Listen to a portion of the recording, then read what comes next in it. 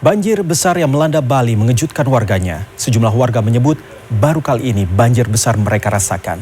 Selain belasan orang meninggal, bencana banjir besar Bali juga merusak sejumlah bangunan dan infrastruktur. Lalu apa yang membuat banjir besar terjadi di Bali? Apakah hanya soal cuaca? Kita simak laporan khas redaksi. Aduh Tuhan.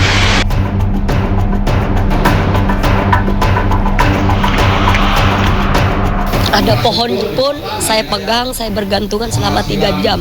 Selama itu Rabu pagi 9 September, warga Bali terkejut saat air sungai di sejumlah wilayah di Bali meluap.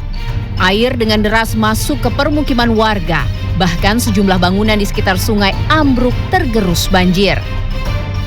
Dari data BNPB tercatat ada 81 titik banjir di Denpasar, lalu di Gianyar 14 titik dan di Karangasem terdapat 4 titik banjir.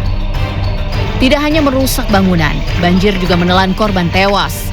Hingga Kamis malam tercatat 16 orang tewas akibat banjir besar Bali. Kengerian soal banjir besar di Bali diungkapkan sejumlah warga Bali yang menjadi korban, salah satunya Atika. Atika yang ditemui di posko pengungsian sambil menangis, menceritakan dirinya selamat usai bergelantungan di atas pohon selama 3 jam. Saat kejadian, dirinya juga berupaya menyelamatkan ibu dan anggota keluarga lainnya yang keduanya menderita stroke. parah sekali, ibu saya terendam 3 jam, sekarang udah keadaannya kritis sekali. Dilarikan ke rumah sakit. Ya, gimana ya? Nggak bisa berkata-kata. Mudah-mudahan ibu saya diberi panjang umur. Alhamdulillah masih ada kesempatan saya untuk hidup. Ada pohon pun saya pegang, saya bergantungan selama 3 jam. Selama itu banjir besar yang melanda Bali juga memporak-porandakan sejumlah sentra ekonomi, salah satunya Pasar Badung. Sejumlah pedagang harus meratapi toko dan barang dagangannya yang hancur terendam air. Tidak hanya itu, pengunjung pasar juga harus menderita kerugian karena sepeda motor mereka terendam banjir. Sebanyak 39 sepeda motor yang terparkir di basement Pasar Badung terendam. Kenapa bisa motornya di basement, Bu? Ya karena kan gini, nggak dibilang nggak gede airnya, terus tak biarin di sana. Katanya kayak juga. Katanya udah kasih tahu gimana motor nih, bawa ambil cepet nanti nggak bisa keluar. Baru tak ambil udah gede airnya di bawah.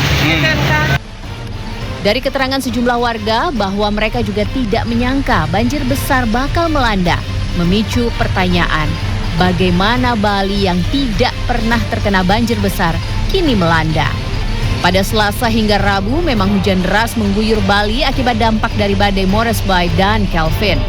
Namun pengamat tata ruang dan perkotaan Universitas Udayana Putu Rumawan menyebut kerusakan lingkungan akibat dampak pembangunan yang pesat ikut andil membuat Bali terkena banjir besar.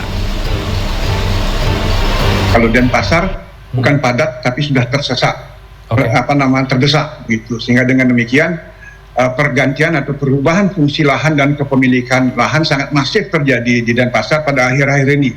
Paling tidak dalam 2 dekade terjadi. Sehingga dengan demikian kecepatan pembangunan fisik mengalahkan perencanaan tata ruang. Jadi perencanaan tata ruang sudah tidak siap melayani atau katakan memfasilitasi kecepatan pertumbuhan. Sehingga dengan demikian dikaitkan lagi, mohon maaf, dengan perizinan, ini menyebabkan orang-orang bangun dulu baru izin diproses. Dan ini terjadi pelanggaran yang sangat-sangat ekstrim.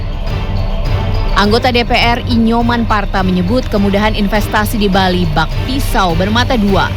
Di satu sisi mampu menarik banyak investor, namun di sisi lain mudahnya investasi yang berbuntut pada masifnya pembangunan dengan tidak diikuti tata ruang yang baik menjadi pemicu bencana banjir besar di Bali. Pemerintah pusat menurut saya abai dalam rangka merawat Bali. Jadi di samping dana yang diberikan sangat kecil, pemerintah pusat juga mengeluarkan kebijakan dengan sistem OSS, di mana orang bisa membangun di mana saja. Yang penting sudah mengantongi izin nomor induk berusaha dari Kementerian Investasi dan Pembangunan di Jakarta. Sudah boleh membangun hanya dengan mengantongi izin, hanya dengan mengantongi nomor induk berusaha. Jadi orang sudah bebas membangun di mana saja sesuai dengan kehendaknya. Hingga saat ini, pemerintah Provinsi Bali dan pemerintah pusat masih menghitung kerugian akibat dampak banjir besar Bali. Selain menimbulkan kerusakan yang besar, banjir besar Bali juga melumpuhkan ekonomi, khususnya sektor pariwisata. Tim Liputan CNN Indonesia.